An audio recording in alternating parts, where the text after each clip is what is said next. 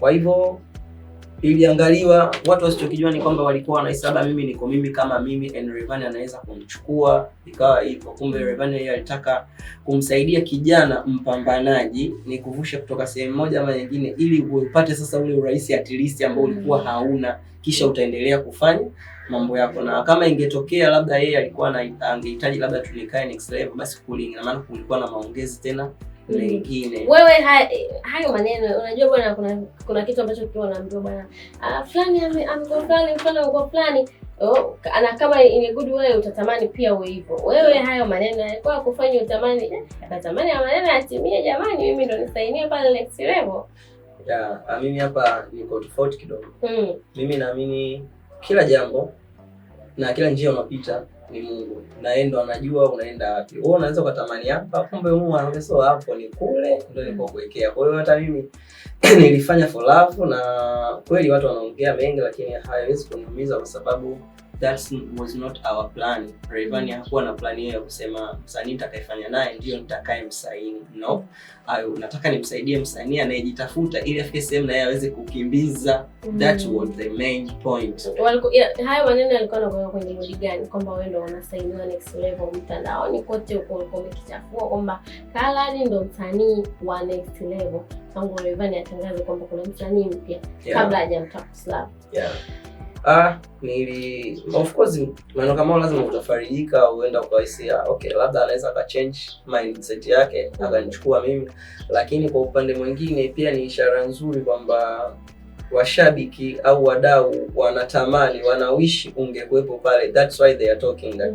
Kama isingekuwa hivyo asinge kabisa hata kumention kwenye list ya wewe kuepo pale. Kwa hiyo I think wadau na mashabiki walikuwa wanatamani kusikia labda Khalad angesainiwa pale, lakini haikuwa hivyo. Lakini pia bado haikuharibu kitu.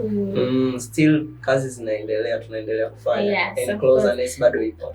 Lakini unahisi kama ungekuwa pale next level ungekuwa bora zaidi ya sasa hivi? Maswali ya Jojo. Haya. Kuwa bora kivipi, hebu niambie kwanza. Unahisi ningekuwa pale next level mimi labda ningekuwa bora zaidi au ya hivi, ama ningedelay zaidi ya hivi, ama ingekuwaje? Kwa msanii kutoka eneo moja kwenda lingine, hiyo ni movement na ni hatua. Kwa sababu tayari nilikuwa niko na watu ambao nafahamu kazi. Kumove kusogea pale kwangu ilikuwa ni hatua. Kwa hakuna msanii ambaye hawishi kuwepo kwenye lebo ambayo tayari inafahamika. Kwa msanii anajitambua, anayefanya biashara, ni lazima utamani hicho kitu. Sasa hivi nasikia wasanii mnaambiwa muogope sana lebo kutokana na hizi skendo zote zinaendelea, maneno ambayo yanaendelea. Kwa upande wako wewe kaje? Ni kweli kwenye lebo kuna mambo mengi, lakini wanasemaje, unajua ukiwa umekuwa kiakili utaelewa kwamba hakuna ulaji unaokosa changamoto. Yaani kila ulaji ni lazima kuwe na changamoto. Unaweza kuona changamoto yako ni kubwa sana, alafu ukakutana na mtu ambaye unamwona yeye anaenjoy kaka kuelezea changamoto yake, ukasema mimi bora tu niendelee kuvumilia. Kikubwa ni kabla hujasaini na watu au hujapokeana na watu, unatakiwa tu kutambua unachokifanya. Na kabla hujasaini si ulishasoma na ukaelewa vile vitu. Lakini sisi wasanii wengi sisemei labda naitoa labda nitamlaumu mtu yote. Nasemea kwa uelewa, kwa sisi vijana tunapaswa kuelewa vitu kabla ya hatujaviingia, kwa sababu leo hii unapotia saini kwa mtu, it means maisha yako ya kazi umeyakabidhi pale. Kwa maisha yako ya kazi inatakiwa yaendane na vile vitu mlivyokubaliana. Sasa unakuta kama tulikubaliana bana tutafanya hivi, tutaanza kulipana baada ya kitu hiki na hiki. Sasa kama hicho kitu bado hakikufikia na wakati huo hujafikia, ukija kuangalia kiundani unaweza kaja kujua ni wewe mwenyewe ndio kuelewa vitu mwanzoni, kwa sababu nasikia ni pressure tu pia ya maisha. Hata sometimes mkataba unakufikia wewe mwenyewe hata 500 na kupiga chenga, unaona bora hata ni sign nitoke kwenye hatua moja kidogo, hata ni rahisishe mambo bila kuwaza kwamba hicho unachosaini kuna vitu vingi vitaenda kukubana hapo baadaye utakuja kuona nimeaisha. Unahisi kama Mac Voice alishindwa kusoma mkataba vizuri kabla ya kuingia? Hapana. Alisoma tu, nadhani itakuwa. So unahisi nini bwana Khalad? Wewe umekaa na Rayvanny kidogo sana nahisi mpaka kufikia tu mkaacha project ni watu ambao mnazungumza. Unahisi ni kitu gani ambacho alifeli pale Mac Voice? Mimi sitaki kuzungumzia habari sana kuhusu Macvoice kwa sababu mimi kipindi naenda pale next level ilikuwa tayari Macvoice ni hayupo pale, so sina mengi sana ninayoyafahamu kuhusiana na yeye, ila ukija kwenye kusema kwa masuala ya mikataba kuwekea doubt yoyote ya kusema na laumu ama nasifia, bali sijui chochote kuhusiana na Macvoice hivyo. Bwana, naomba nikupeleke kidogo kwa Kuslav. Hapo umekaa na Kuslav pia, si ndio? Kidogo. Yes. Lakini wewe ni mtu ambaye unajua muziki. Wakati wa utambulisho wa Kuslav, Rayvanny alikuwa maneno mengi sana kwamba amekosea jinsi ya kumtambulisha msanii wake, anataka kwenda na kiki, Rayvanny hawezi kumanage mtu, mara msanii hajui kuandika, mara msanii hawezi kucompete na Macvoice. Kwa upande wako wewe, mtu ambaye unajua huu muziki, naomba ulizungumzie hili. Kwa mimi ningesema tu kitu kimoja kwamba Macvoice ni Macvoice, Kuslav ni Kuslav. Hawa watu wawili wana staili tofauti, japo wote wanafanya muziki wa kuimba bongo flava. Ukimsikiliza Kuslav utamsikia Kuslav, ukija ukimsikiliza Macvoice utamsikia, sijui unanielewa hiyo? Yes. Kuna ile nikikusikiliza sikusikii wewe ni Kus lakini sikusikii, lakini ukimsikiliza Kus unamsikia huyo ni Kus, ni yeye. Na ukija kusemea kwa upande wa uandishi, ni mwandishi mzuri, ana melody nzuri, pia Macvoice the same pia hivyo. Competition inakuja kwa washabiki. Unajua washabiki hapa katikati kuna emotion, kuna hisia hapa, au sio? Kwa hiyo hizi hisia zinaweza kukuchanganya wewe, kwa hiyo ukapata hiyo huyu nani mkali, but mimi ningependa tu niambie kitu kimoja. Macvoice ni Macvoice, ni good akiwa Macvoice, and Kuslav ni Kuslav sababu ni mzuri akiwa yeye Kuslav. So wote ni wasanii wazuri kabisa, mimi naweza nikasema. Na Kuslav unaona ataweza kucompete kwenye hii game majenzi imejaa hivi. Na kila mmoja anaandika sasa hivi, yani ana focus kwenye kuandika kwa sababu kila mmoja sasa hivi amejua kwamba muziki ni biashara. I hope ataweza sababu ataweza, you hope ataweza, but you are not sure. Unajua kwa nini? Nakwambia hivyo. Ni ataweza kwa sababu Rayvanny sio msanii mdogo wala sio mtu ambaye hivi vitu havijui.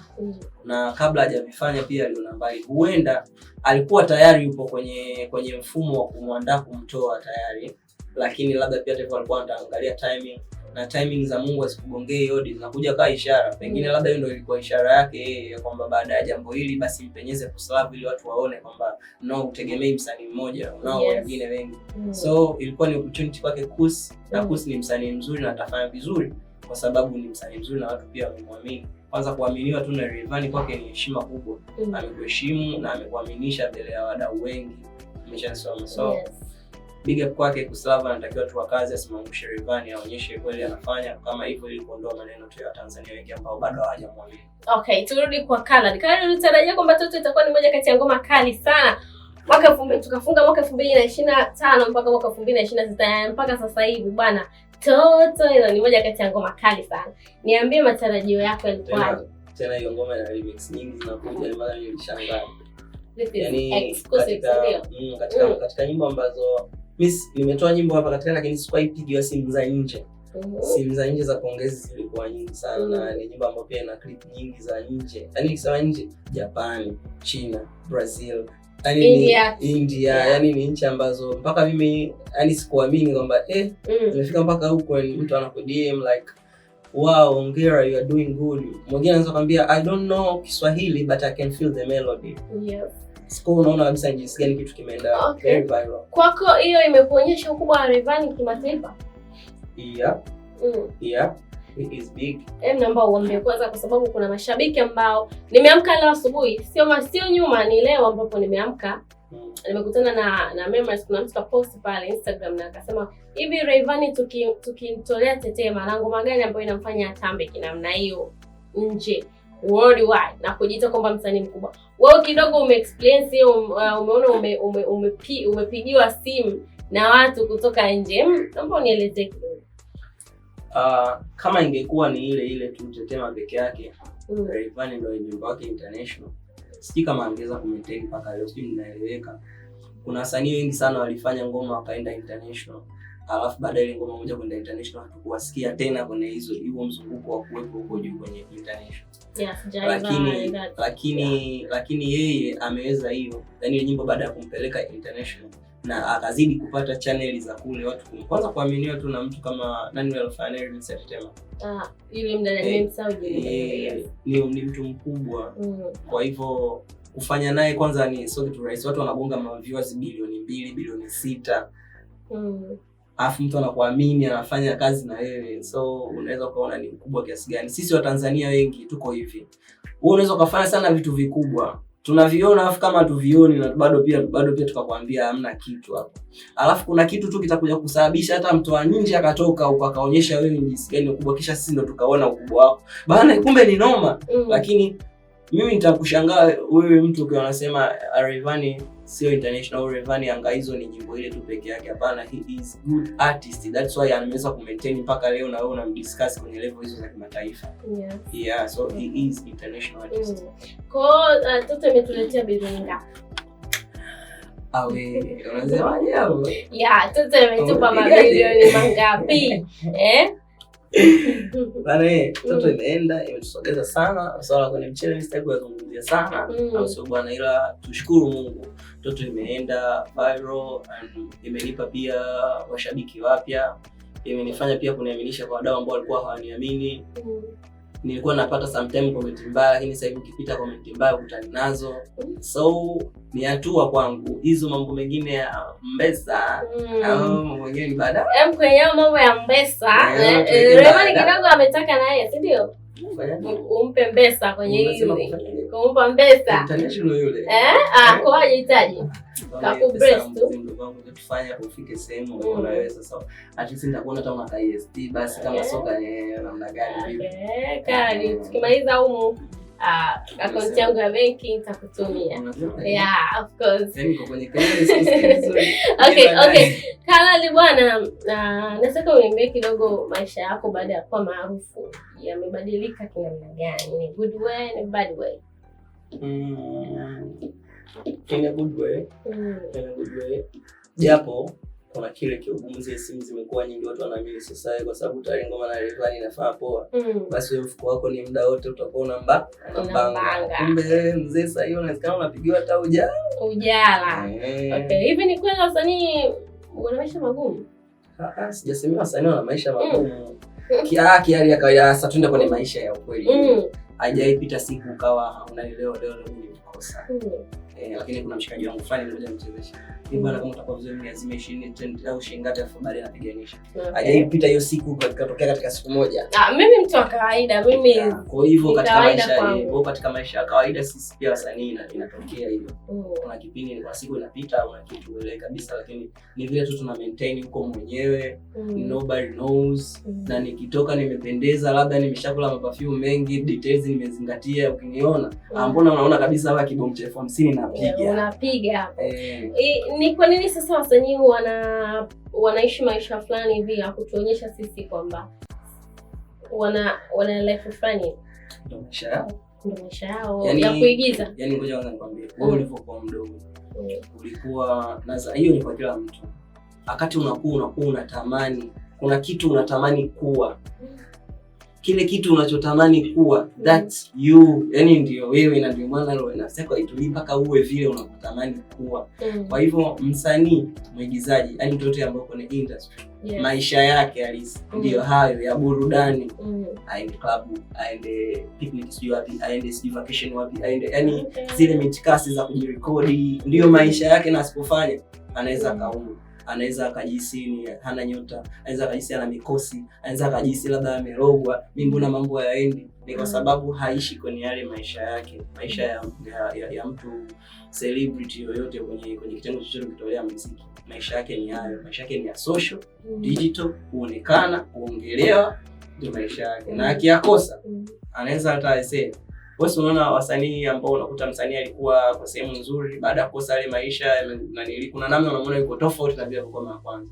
Ni kulingana sasa hivi haishi kama yeye aliyokuwa anaishi. Sasa bado yuko tena amerudi kwenye matamanio, anatamani aishi kama yule.